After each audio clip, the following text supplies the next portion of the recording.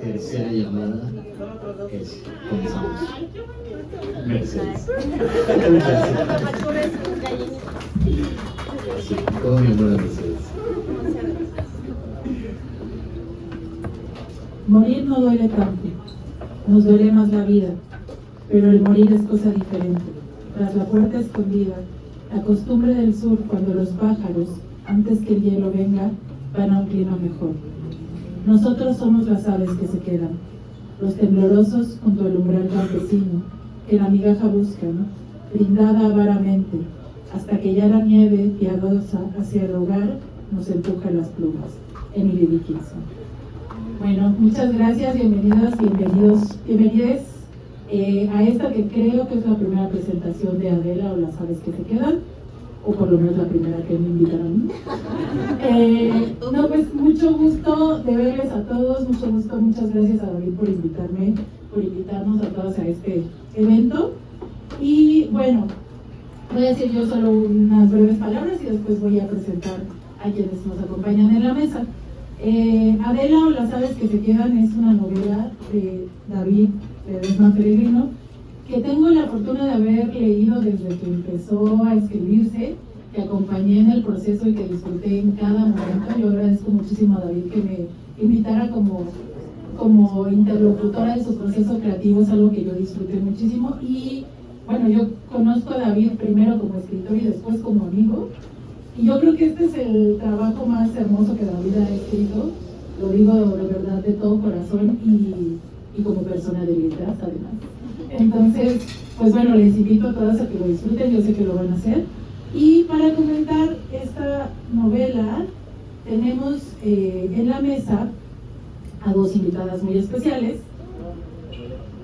María Azucena Peregrino Basurto, que es doctora en Ciencias Sociales y Políticas por la Universidad Iberoamericana y maestra en Estudios Sociales en la línea laborales por la Universidad Autónoma Metropolitana, Unidad de Iztapalapa. Tiene experiencia como docente en la Facultad de Filosofía y Letras de la UNAM, en la Universidad Iberoamericana de la Ciudad de México y en la UAM. Es autora del libro Trabajo no clásico en configuración productiva en el trabajo artístico, publicado por la UAM Iztapalapa. Forma parte del Sistema Nacional de Investigadores de la CECITI. Sus intereses en la investigación giran en torno a la relación escuela, trabajo y familia, la juventud, el género y el trabajo en las artes y la industria cultural y creativa. Además, es claramente uno de los cariños más importantes en la vida de David. Y bueno, ella va a dirigirnos las primeras palabras y después les presento a nuestra siguiente acompañante. Muchas gracias. Qué bueno que nos acompañan hoy acá. Te decía David que no quería ser presentada como de esta manera, porque en realidad yo vengo a presentar como la mamá de David, ¿no? Precisamente por eso es tan difícil y tan fácil también presentar este día entre ustedes, ¿no? Gente que ha estado junto a David, que ha leído a David desde siempre. Al igual que Citlali, justamente este proceso de lectura que sigue David, quisiera comentar un poco sobre eso, que es tan particular, ¿no? Porque tiene ese gusto por compartir, ¿no? Esa cuestión de sígueme en lo que estoy escribiendo, sígueme en lo que estoy haciendo. Entonces, cuando retomé la lectura de esta novela, que todo lo que yo diga, o sea, puede parecer soy su mamá, pero la verdad, o sea, tienen que leerla, es una novela hermosa. No recordaba yo con claridad, olvido las cosas muy fácilmente, además leo todo lo que me acerca. Yo decía, bueno, ¿esta novela ya la leí completa? ¿O es que la recuerdo con toda claridad con estas partes que él me iba contando, ¿no? Que íbamos armando. Y en casa siempre decimos que para escribir hay que leer, pero no solo eso, ¿no? Para escribir también hay que leer, pero también a las personas, hay que conocernos, hay que hablarnos, hay que hacer amigos, ¿no? Y el día de hoy estamos aquí justo por las aves que se quedan, ¿no? Porque, ay, perdón, que no soy muy sentimental, pero vaya, si no se hubieran quedado, no estaríamos hoy aquí, ¿no? Bueno, voy a respirar tantito y voy a leer lo que les traigo escrito. Mucho de esto forma parte, y lo que yo escribo lo retomo de la escritura de David, ¿sí? Retomo frases, pues en algunas parafraseadas, algunas textuales, de lo que ustedes pueden encontrar en la novela. En realidad, lamento mucho si en algún punto lo que les voy a leer tiene más sentido para mí o para nosotros que para ustedes, pero les aseguro que cuando lean la novela van a encontrar una historia maravillosa. Yo diría, no sé si es una historia de amor o si es una historia de duelo en el que pueden encontrar las contradicciones de quedarse o de irse, ¿no? Estos duelos que tenemos, no necesariamente en el abandono, ¿no? Entonces es una novela que de verdad tienen que leer. Bueno, Adela o las aves que se quedan, de David Ledesma Peregrino. David Alexis Ledesma Peregrino. Adela, bella, mi bella, nuestra bella, seguramente se concibió en una noche oscura, sobre la tierra húmeda y fértil, bajo la anuencia y el amparo de las estrellas. La fuerza del sino se proyectó esa noche, con el efecto de la más pura historia de cine. A veces me gustaba imaginar que usted terminaría por convertirse en actriz, o en directora, o en una de esas, hasta en escritora, dice Juan a su Adela. Adela bebé, Adela mujer, Adela ambulante, Adela pausada, Adela vibrante, Adela contradictoria, Adela fuerza infinita, hechizo de la obra de arte. Qué extrañas sensaciones despiertas, Adela, con esa sonrisa aparecida hasta en los días más miserables, la alegría con la que ejecutas cualquier trabajo precario, que te veas bonita a pesar del uniforme, de la cofia, de los rizos sudorosos en la frente y de la grasa en las mejillas. ¿Quién puede narrarte, Adela? La bella que es capaz de sentir como si una multitud de cerdos hubiera defecado en los jardines de su pecho, pero aún así no dejar asomar su llanto. Adela, Adela que te arrebatan, que arrebatas, que dejan, que dejas, que matas de amor y que el amor te mata. Música en su más puro contexto, a quien la pantalla exige: nunca, pero nunca me abandones, cariñito. Si no es usted, a lo mejor una de sus hijas. Un día, una de ustedes va a despertar con la necesidad de contar una historia de un tirón, de no parar hasta no haberla puesto toda en papel. Y todos van a decir: ¿de dónde habrá sacado esta muchacha la vena de novelista? Adela, ave que migra, se lee y se escribe extravagante. Adela, soy yo. Adela, eres tú. Mujer que despierta monstruos. El monstruo de la voz que tiene que ahogarse sola en este puto mundo de hombres. Ese monstruo al que se encierra a fuerzas en un jodido baño. ¿Quién te describe, Adela? ¿Quién te describe la dulzura que provoca descubrir en el espejo los ojos caramelo de Adela y al mismo tiempo hacerte sentir ganas de abrazar a una desconocida? ¿Quién podría reflejar tu furia ante el silencio, la ceguera y el desgaste del alma, cuando queda reducida al corazón oxidado de una manzana? Adela, o las aves que se quedan, fue escrita así, como dijo tu Juan, de un tirón. Nació como nacieron tus hijas, sin dolor, y de tus hijas nació un escritor. Tu escritor,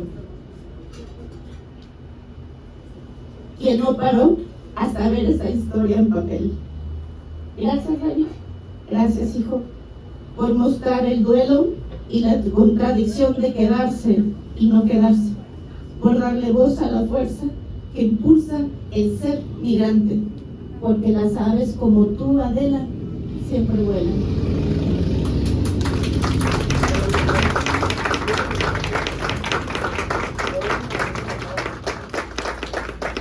Muchas gracias. Bueno, seguimos con Paulina Martínez Cepeda. Ella se estrelló en la Tierra un diciembre de 1993. Desde entonces se dedicó a buscar formas de regresar a las estrellas, siendo la poesía la que más le acomodó. Es artista visual y ha creado un laboratorio de collage, espacio de creación que explora las posibilidades narrativas de la imagen, el fotomontaje y la creatividad. Su trabajo entrelaza poesía, collage y procesos creativos como forma de habitar la memoria, la imaginación y la experiencia cotidiana. Es autora de la plaqueta A todos nos persiguen las moscas y es parte de la antología Super 8 de la editorial Cebollas Almas. Además, es coconductora del podcast Paralelos Celestes, un espacio cultural en el que, junto a David Ledesma, dialoga sobre arte y literatura. Y yo me atrevería a decir que además es uno de los diálogos permanentes que ha permitido a David crecer tanto como escritor, como ser humano, como ese David que adoramos. Adelante, Pablo. Hola. Me siento nerviosa y muy emocionada de este momento, estoy conmovida. Yo conocí a David en la universidad cuando estudiábamos literatura y para mí ha sido como todo un viaje desde entonces, como acompañarlo en construir esta amistad y en la que pues los dos tenemos estas inquietudes literarias por pues expresarnos a través de la palabra, ¿no? Y me siento realmente honrada de estar aquí presentando su novela, ¿no? O sea, de poder ver su novela en esta edición tan preciosa y pues no sé, o sea, perdón si me trago, pero estoy muy emocionada. Y pues nada, quiero compartirles que a mí además esta amistad tan importante que es para mí, esta novela, leerla se ha significado mucho, ¿no? Porque además de que pues sí, soy su amiga y todo, ¿no? O sea, claramente estoy influenciada de que quiero mucho a David, pero verdaderamente es una gran historia, ¿no? O sea, está contada de una forma, con una maestría tan increíble que David ha logrado cosechar en estos años, ¿no? Y que a mí me ha permitido lograr, o sea, ver de cerca ese proceso, ¿no? De ver a David crecer y ver cómo su propia pluma ha crecido, ¿no? Y ha logrado enraizarse de tal forma que ha conseguido, pues, volar, ¿no? Y volar muy alto, y en esta novela a mí pues me ha conmovido mucho leerla, ¿no? Desde estos ojos como amiga, pero también desde estos ojos como entusiasta lectora. Y pues a mí me encanta y los invito mucho a leerla porque es una historia que nos habla de una intimidad, o sea, es una historia que habla desde la intimidad del hogar a un retrato como de la sociedad también, ¿no? Y es, bueno, voy a leer unas palabras para no decir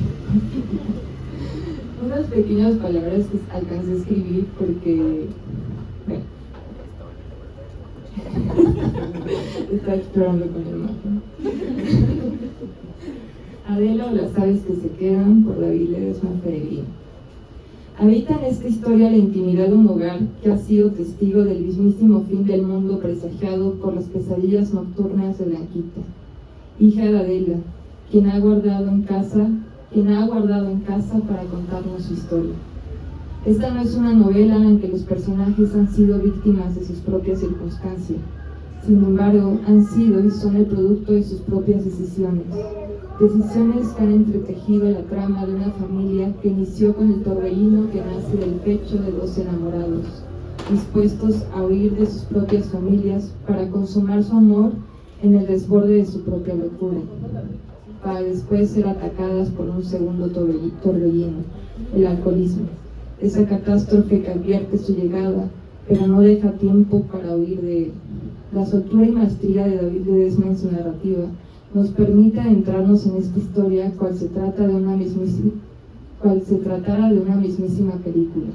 Esa capacidad de trascender Las descripciones son un punto íntimo en el que te permite ver, empatizar y conocer los personajes de tal forma que puedes hasta escuchar la voz de cada uno de ellos, como al mismo tiempo te permite caminar las calles de la ciudad. Bueno, escribí muy rápido esto, pero pues solo es como una introducción a lo que yo les quiero contar, que para mí esta novela se ha significado como este viaje, ¿no? En el que lo que nos compartía ahorita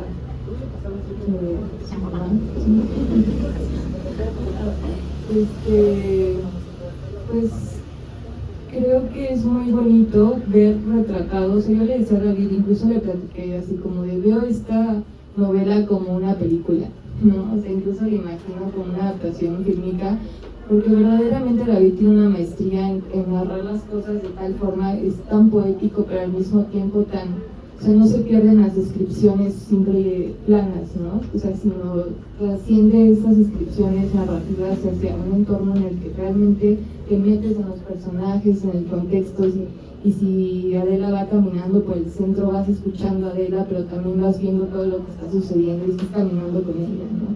Entonces creo que pues eso no es un trabajo eso es un trabajo de años, ¿no? Mismo que les contaba que yo he visto de cerca de David, o sea, con estos años de amistad, y que me hace sentir muy orgullosa, y que les invito a leer de la forma más entusiasta esta novela, porque creo que nos habla de muchas cosas. Y yo me puse nerviosa.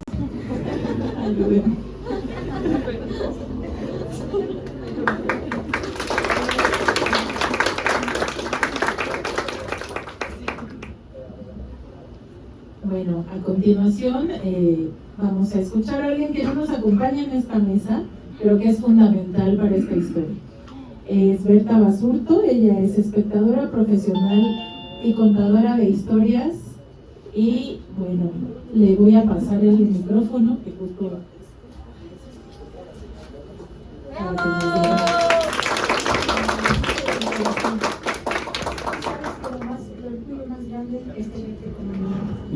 Tú sabes que todo lo que me has feliz contigo. Y me has dado un regalo tan grande, tan grande con esta novela, la de Motivo, que es, no sé, demuestras tu cariño todo hacia mí.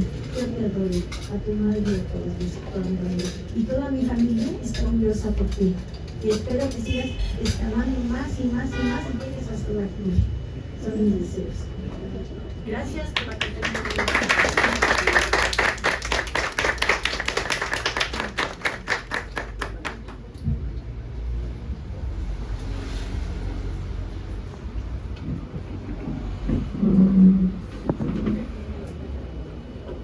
Bueno, pues muchas gracias, Berta, y vamos a seguir con un momento en donde David nos quiere compartir algunos fragmentos de la novela, que de verdad sé que vamos a gozar muchísimo más desde su voz. Como comentaron Azucena y Pau, es una novela muy lograda, muy trabajada, que lleva a esa vorágine que es, ¿no? La vida de Adela. Pero además hay una cosa que yo quiero compartir, que es, yo me acuerdo perfectamente del momento en el que estaba leyendo por primera vez el primer capítulo que me compartió David. Estaba lloviendo. Y yo creo que eso de acordarse del momento en el que uno está leyendo pasa cuando los textos de verdad lo habitan a uno, ¿no? Y entonces yo de verdad creo que es un texto que se mete por todo el cuerpo, que se mete muy profundo, porque justo está trabajado desde lo más profundo de David, y es un súper texto. Entonces, gracias David por compartirnos este texto y estos fragmentitos que nos vas a leer ahora. No es cierto. Lo voy a presentar. Por si no saben quién es. Vamos a hacerlo muy formalmente, disculpa. David Ledesma Peregrino, a todo esto, es escritor mexicano, estudió Ciencias de la Comunicación en la Facultad de Ciencias Políticas y Sociales de la UNAM y la maestría en Población y Desarrollo de la Facultad Latinoamericana de Ciencias Sociales, Flaxo, México. Fue parte de la 14ª promoción de la Fundación Antonio Gala para jóvenes creadores en Córdoba, España. Sus obras dramáticas, La Epifanía de Jean-Paul Sartre en 2023 y El Último Pueblo Silencioso en 2022, han sido producidas por la UNAM y el Grupo Teatral IEM en España. Además, de su labor periodística en medios independientes, ha publicado distintos relatos en formatos impresos y digitales. Su novela Adela o las aves que se quedan ha sido publicada este año bajo el sello editorial de la Universidad Autónoma de la Ciudad de México. Ahora sí. Muchas gracias a todas y a todos. Antes de compartirles un poco de esta novela, quisiera leer algo que escribí para hoy. Quiero ponerlos en contexto. Esta novela es una historia sobre el desamor y sobre la migración. De hecho, está dividida en dos partes, cada una dedicada a esos eventos de la vida de Adela. La primera parte es una reconstrucción histórica de la Ciudad de México en los 70 y la segunda ocurre en la Bahía de Tampa en la década de los 90. Cada una está hilada además con la lírica popular, con canciones de la respectiva época, es decir, en los 70 música viejita bohemia y en los 90 con el grunge. Y bueno, como les decía, quiero leer esto que escribí para hoy y después les comparto un poco de la novela. En 2015, la dramaturga uruguaya Denise Despeyroux escribió la obra Los dramáticos orígenes de las galaxias espirales. Se trata de la historia de una mujer que ante su fatídico diagnóstico de cáncer pide a su hermana gemela que la suplante todas las navidades para no ser echada de menos. Durante esta empresa, Andrómeda, la suplantadora, se da cuenta de que el trato que recibe cuando es otra es mucho mejor que el que le es dado cuando es ella misma. Así, probando las mieles de la atención filial, reconoce finalmente que nunca ha sido muy querida. Un año después, en el Centro Dramático Nacional en Madrid, pude apreciar un montaje de esta obra, mientras me encontraba inmerso en un amor que fungió como una de las semillas de las que germinaría la novela que hoy nos congrega, Adela o las aves que se quedan. Un amor del cual aprendí, a través del método de ausencia, que para formar relaciones duraderas, los humanos ocupamos más que la oxitocina, que provee los ladrillos que forman el apego, y que contrae el útero para alumbrar la vida. Necesitamos, además, que el tiempo nos encuentre en el momento preciso, y sobre todo, una disposición reiterada a poner sobre la mesa compromiso, voluntad y la decisión perenne, que no pasajera ni voluble, de hacerse querer. Y hacerse querer, en palabras de Despeyroux, es tratar de aligerar la carga de los demás. ¿Cómo se aprende a amar sin esperanza?, se pregunta Despeyroux. Pues parece que ensayando con los vivos el mismo amor que se tiene a los muertos, de quienes no nos está permitido esperar nada. Adela o las aves que se quedan es el resultado de múltiples exploraciones, literarias, emocionales, históricas y familiares. Una de ellas es precisamente la del amor desesperanzado, el que transita de los mimos que una ofrenda con adoración al ser amado, como si lo hiciera ante los pies de una estatua de Jesús, al que se profesa por los vivos, tan inmutables como los muertos. No lo sé de cierto, pero casi puedo asegurar que cualquier manual sobre la escritura del discurso desaconsejaría empezar la presentación de la obra propia hablando de la obra ajena. En este acto, sin embargo, se me atraviesan dos elementos esenciales. El primero es que desde mi concepción del mundo no existe logro individual. Son todos el resultado de nuestras redes, de las comunidades que participan en nuestra crianza, de las que nos sostienen cuando la tierra se tambalea y de las que nos impulsan a crecer cuando todo lo que queremos es quedarnos quietos, quietas, para que la muerte no nos encuentre y, de ser posible, tampoco la vida. En el mismo sentido, la literatura no da nunca frutos nuevos. Somos parte del entramado de las palabras que nos preceden, y nuestra aportación modesta al concierto de la literatura no se explica sin las raíces que nos sustentan. El segundo elemento es que esta es una novela de mujeres que cuentan y han contado historias a lo largo de los siglos. Es la consecuencia de que haya aprendido la estructura de la novela y el sabor a caramelo de las palabras de Sandra Cisneros. Es el resultado de deberle la militancia en el arte, en tanto arma incómoda y ruidosa, a Toni Morrison y Octavia Butler. Es también producto de mi educación emocional, adquirida desde niño en historias como Santitos, de María Amparo Escandón. Es el resultado de que incluso entre los autores hombres, las personajes que me han acompañado siempre sean precisamente mujeres: Teresa Mendoza, Madame Bovary, Ana Karenina. y es finalmente el efecto de una crianza ejercida suave pero firmemente por un grupo de mujeres. Entre ellas se encuentra, por supuesto, la que alimentó la inspiración de esta novela, mi abuela Berta, espectadora profesional y contadora de historias, quien nutrió con recortes de películas en blanco y negro, historietas y telenovelas el vínculo que daría vida a esta obra. Debo decir que si bien el personaje de Adela está inspirado en las andanzas de Berta, esta no es una novela biográfica, sino abiertamente ficcional. En ella se hallan la magia de los encuentros improbables con las estrellas, la serendipia de los viajes y la ilusión de los amores pasajeros. Adela es también un espejo en el que decidí hurgar en mis propias heridas, particularmente en la del desamor y la de la infamia. Además de preguntarse cómo se aprende a amar sin esperanza, esta novela se pregunta cómo se rehace la vida después de la vergüenza pública y cómo recupera aún a su nombre después de que éste ha sido distorsionado y pronunciado tantas veces mal. Dicho de otro modo, y aunque Flaubert nunca dijo en realidad aquello de que Madame Bovary era él, yo sí puedo decir sonoramente que Adela soy yo.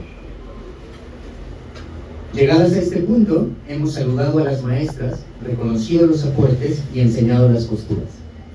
Así que no queda más que invitarles a vivir con Adela el tránsito que la llevará de la Basílica de Guadalupe a probar suerte en la bahía de Tampa.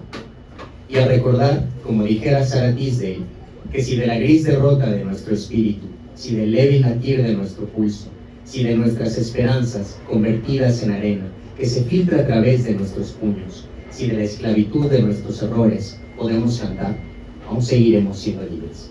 Muchas gracias.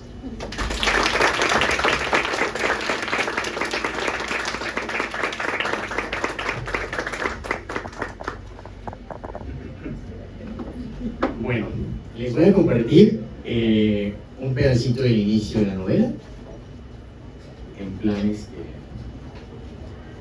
demo gratuito de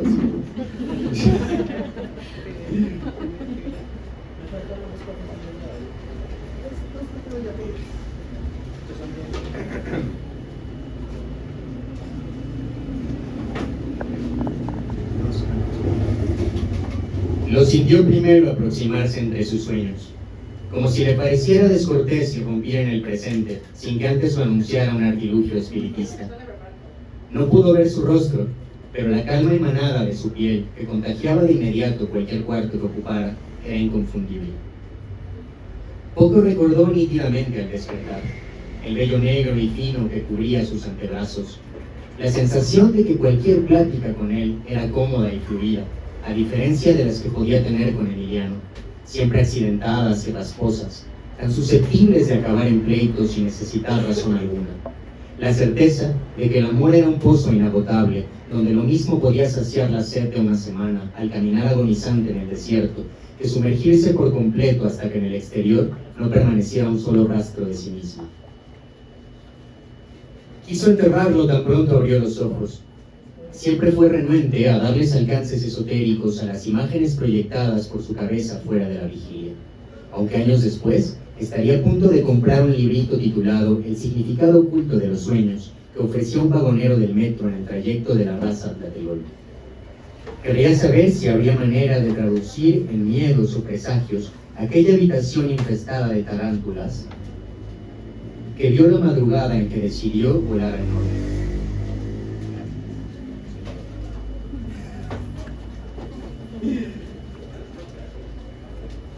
Esa mañana, sin embargo, no tenía ganas de buscar en la aparición fortuita del recuerdo de ese hombre ninguna interpretación premonitoria. Se había dormido tarde por consolar a la Blanquita y no dejaba de imaginar fantasmas en las noches. ¿Por qué Dios le había dado a su hija semejante lastre? ¿Qué cruz ajena le estaría haciendo pagar? Todos los días, desde que tenía apenas 5 años y hasta que cumpliera 30, soñaría con el fin del mundo. No siempre lo recordaría, no siempre tendría que despertar desgarrándose la garganta, asustada por el incendio de sus ojos. Pero aquella noche, la noche en que Adela sintió en sueños las caricias de Juan, el cerebro de su hija recreó una versión del final de los tiempos, donde la hecatombe comenzaba por una explosión interminable de fuegos artificiales que laceraba sin remedio las entrañas de la tierra y hacía reventar los edificios como burbujas de jabón. ¿A quién podía importarle si el sopor estival la obligaba a recrearse en el recuerdo lejano de su amor adolescente? Ahora era una mujer adulta que contestaba «soy señora» a los vendedores del tianguis que la llamaban señorita, que despertaba ni bien entrada el alba para tener listo el desayuno a su marido antes de salir a la fábrica, que llevaba puntualita a las hijas a la primaria y se las ingeniaba diario para cocinar una delicia, aunque el dinero apenas alcanzara para el pan, la leche y los frijoles. ¿A quién podía importarle si de la nada le había resurgido la necesidad de que ese hombre la mirara con anhelo, como si fuera otra vez la quinceañera dando volteretas en su vestido con holanes, y no el ama de casa desabrida que silencia los esvelos con una pasada de rubor? Solo importaba que a las 5:30 debía estar despierta, con el café ya listo y los huevos revueltos en la lumbre, y que Blanca otra vez no había pegado el ojo por soñar con el mentado apocalipsis. Así que sus fantasías de niña descarriada ya podían irse derechito a la chingada, o en la tarde el arroz les habría insípido, batido y pegado a las paredes de la olla por quedarse dormido. Después del cataclismo, nada quedaba de la tregua. El coraje le aniquiló el cansancio por completo. Otra vez ese latido abrupto incrementaba su ritmo en cuestión de medio segundo. Le tajaba el aliento y le pedía correr como alma que persigue el mismo diablo por toda la avenida con su lado. Quizás, si alguna vez seguía ese impulso, su alma obtendría la claridad faltante.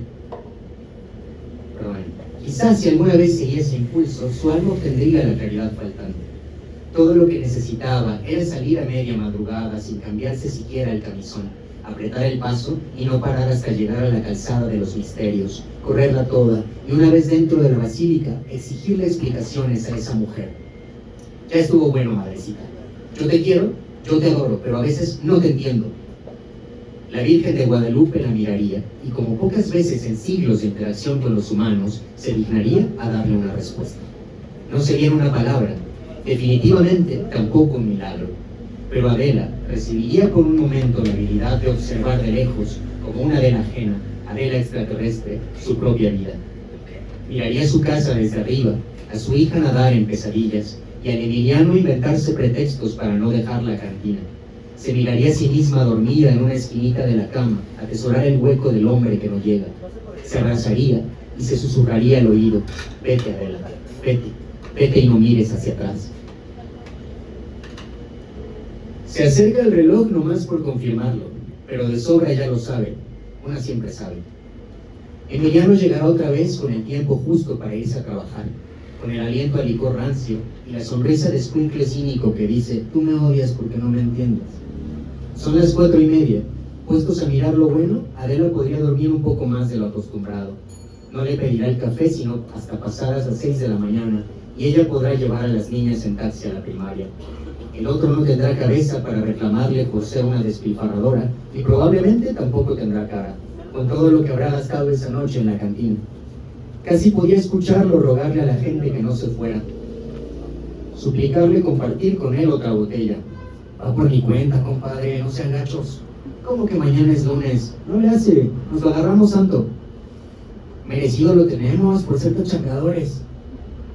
La sola imagen le repugna y le obliga a levantarse y empezar a hacer el quehacer, para demostrarse que ella no anda por ahí como una muchachita soltera y descarriada cuando tiene que sostener una familia. Qué ganas de no dejar que vuelva, qué ganas de ponerle cadenas a la puerta, impedir su entrada y decir: híjole, perdón, algo tenía que hacer para proteger la casa, dado que no tenemos hombre que nos cuide. Pero Adela nunca comprará ese candado en la tapadería. Rechazará por siempre su cuerpo de latón y la piel cobriza que ofrece arrojar el peso de los años por la borda. Esa madrugada tampoco confrontará a la Virgen. No lo hará ni siquiera en esa década. Enciende la radio y escucha el nuevo éxito de Napoleón. Lo presentaron la semana anterior en Vanidades y desde entonces no deja de bailarlo. Intenta resistirse, pero las ondas se apoderan rápidamente de sus hombros. Al poco rato ya se menea toda mientras prepara una cubeta con agua y jabón Roma. ¿Quién sabe de dónde saca Adela la habilidad para olvidarse los enojos, o al menos para no instalarse en ellos de manera permanente? Mientras le canta a nadie que eres la respuesta que no encontraba entre mi silencio, anota mentalmente la lista del mercado y decide si esta tarde preparará chiles rellenos o pollo con verdolagas.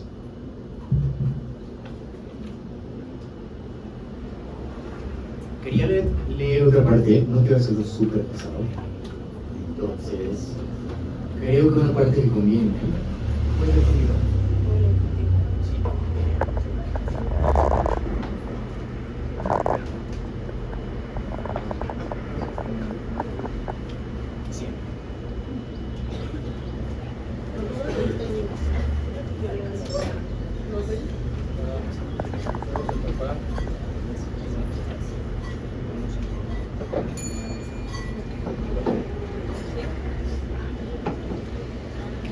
Bien, esta parte la vamos a leer a dos voces y les introduzco un poco por qué.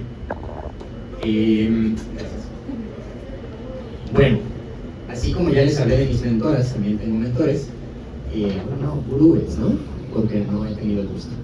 Entonces, mi principal gurú de la novela es Milan Kundera, y lo que Milan Kundera dice sobre la novela es que la novela es el paraíso donde el juicio humano se suspende, donde nadie tiene la razón, pero todas y todos, él dice solo todos, tienen derecho a ser escuchados, donde, y lo dice, como nadie tiene la razón, ni Ana ni Karenin, pero todos tienen derecho a ser escuchados, tanto Ana como Karenin.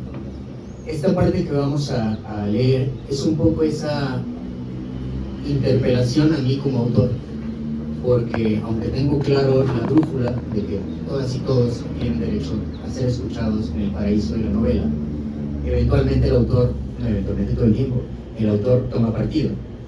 Y hay una parte donde el personaje, Adela, le reclama al autor como haz tu labor como novelista y deja que todas y todos sean escuchados. Y bien, Adela es incapaz de comprender qué tiene esa mujer en su contra. Pero yo esta vieja que le hice. Nunca ha sido grosera con ella, ni la ha mirado feo, ni le ha hecho algún desaire. Por el otro lado, tampoco ha sido con ella salamera, ni ha pretendido tratarla con especial delicadeza. Es inevitable que le recuerde a su vecina la Gregoria, siempre envidiándola sin necesitar motivo alguno, magnificando sus diferencias como si no estuvieran las dos sumidas en el mismo hoyo. La estúpida de doña Gregoria, la prestamista del Peñón, con su sonrisa perfecta y esa carita de mustia que presumía que no mataba ni a una mosca. ¿Cómo odia que los rizos de su cabeza sacudan su barca con el recuerdo de gente tan amarga? Con esa imagen repetida al infinito, destrozando una y otra vez su fuerte, sin que pueda ella ejercer defensa alguna. A ratos la memoria se disipa, su corazón se reconstruye como el hígado de Prometeo, pero la remembranza de las aves de rapiña vuelve siempre a carcomerle las entrañas. Doña Gregoria, aquel ser putrefacto con el alma trastocada por el diablo, debía tener desde entonces las vísceras infectadas de gusanos. Aunque todavía no resultara tan evidente, Adela se evitaba en su camino hacia el mercado, cuando salía a entregar pedidos o a dejar a las niñas a la escuela, pero la mujer siempre estaba en la calle. ¿Cómo atenderá esta su negocio si se la pasa de chismosa en la puerta de su casa? Pero esa era justamente la estrategia, advertir cuando una mujer estaba en problemas, dar vueltas como buitre a su desgracia y coronarse finalmente como la única solución. No le importó que Adela se cambiara de acera para no tener que saludarla. Se atravesó con ella sin sentir ni un poco de vergüenza por transformarse en una arpía. Lo único que me puede preocupar aquí es que doña Goya quede como villana de telenovela. Y yo creo que eso sí no se vale. Era una madre, como cualquier otra. Tenía sus hijos, los cuidaban. Su marido la dejó cuando estaba ella chamaca. Pero eso no fue su culpa. Ya ves cómo son los hombres. No creo que fuera mala todo el tiempo. Doña Gregoria... Sí puedo, pero... ¿Se escucha? Goya. Doña Gregoria es un ser monofacético, incapaz de ofrecerle al mundo sino la más repulsiva de sus caras. Si en la intimidad es buena madre, buena amiga, religiosa, o si experimenta incluso episodios de empatía hacia otros seres vivos que no sean los callos que habitan en sus plantas, no se sabe. A las vecinas solo les ha mostrado la inmundicia. No es que su personaje sea en esencia plano, así le gusta interpretarlo.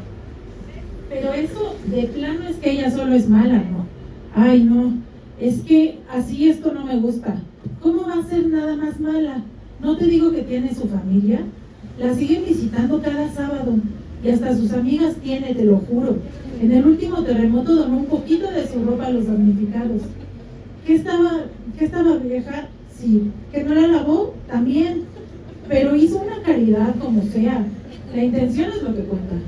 Si existiera un invento análogo a la cámara infrarroja que en vez de calor detectara la maldad y se colocara este por encima del peñón de los baños, registraría al instante un máximo, como pocos documentados, en la casa donde se despanzurran todas las noches la Gregoria y cada una de las bestias se expulsó de la barriga a golpe de arcadas en vez de contracciones. Mira, aquí está ella repartiéndoles tortas a los peregrinos en el Día de la Virgen de Guadalupe. Pon tú que no hizo mucho y con más llegó para la foto, pero hizo el intento por lo menos. Y una vez también puso algún guisado en la kermés de las chamacas para el grito de la independencia. Si no es tan desgraciada ni plana como tú dices. Doña Gregoria, la autora material de la ruptura final del corazón de Adela, se iba a romper de todas formas, pero ¿por qué tenía que hacerlo ella? El ser hipócrita que le tendió después la mano para rematarla con el puntapié que la expulsaría definitivamente de su casa. Es tonta, tiene mal aliento, hongos en los pies y le gusta distinguir torpe y con frecuencia raramente la pronunciación de S, Z y C, porque cree que haber tenido un bisabuelo español, un deudor alimentario perpetuamente ausente del desarrollo de sus crías, la convierte en europea. Madre Santa.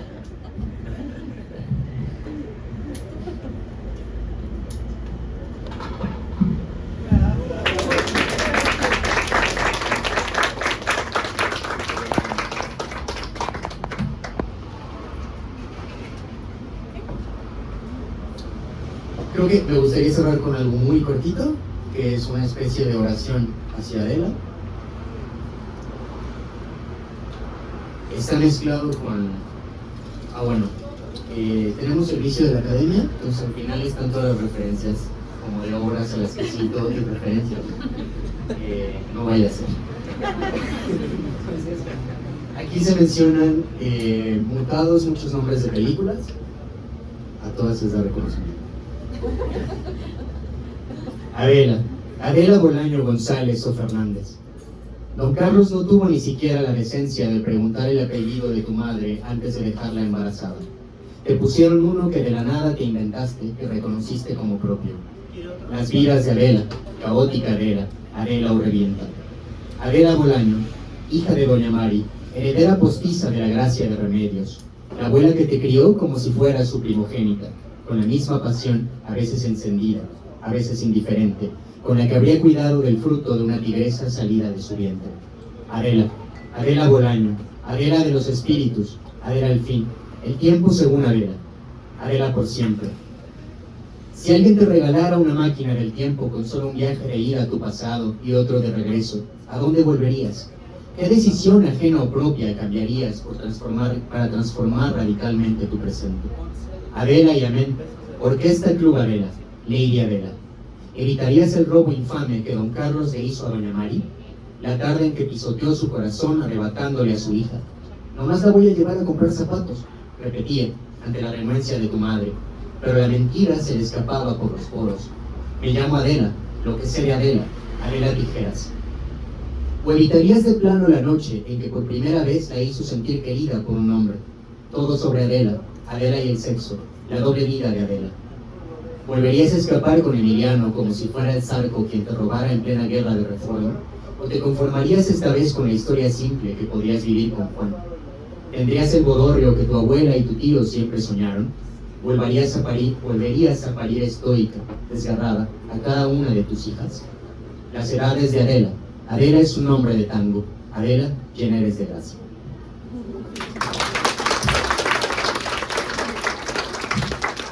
Muchas gracias a David y vamos a abrir ahora una ronda de preguntas y comentarios, así es que quien se anima.